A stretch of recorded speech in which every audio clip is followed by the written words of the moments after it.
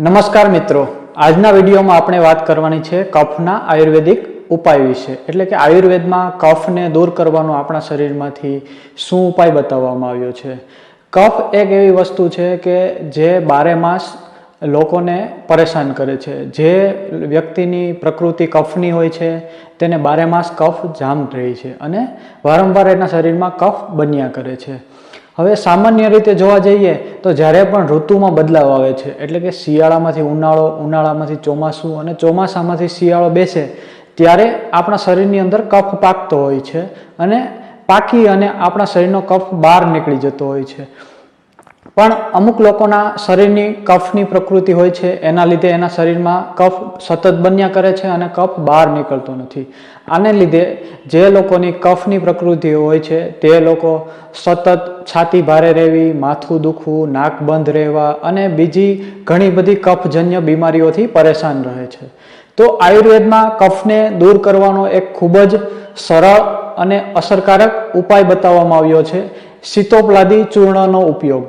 સીતોપલાદી ચૂર્ણ એ આયુર્વેદ ઔષધિ છે, એ બધા સ્ટોરમાં તમને મળી જાય છે અને બધી જગ્યાએ ઉપલબ્ધ હોય છે। સીતોપલાદી ચૂર્ણ એ આયુર્વેદમાં બતાવેલી કફ દૂર કરવાની સૌથી અસરકારક ઔષધિ છે। તો આ વિડીયોમાં હું તમને જણાવીશ કે કઈ રીતે સીતોપલાદી ચૂર્ણનો ઉપયોગ કરવો જોઈએ, શું સાવધાની રાખવી જોઈએ અને ક્યારે તેનો ઉપયોગ કરવો જોઈએ। તો સીતોપલાદી ચૂર્ણનો ઉપયોગ આપણે મધ અને ઘી બંને સાથે કરી શકીએ। એટલે કે સીતોપલાદી ચૂર્ણનો ઉપયોગ કરતી વખતે તેની સાથે આપણે મધ અને ઘી બંને લઈ શકીએ। તો હવે મિત્રો ધ્યાનથી સાંભળજો આપણે સીતોપલાદી ચૂર્ણને કઈ રીતે લેવાનું છે। સીતોપલાદી ચૂર્ણ હંમેશા જમ્યા પછી જ લેવાનું છે, ભૂખ્યા પેટે સીતોપલાદી ચૂર્ણ લેવાનું નથી।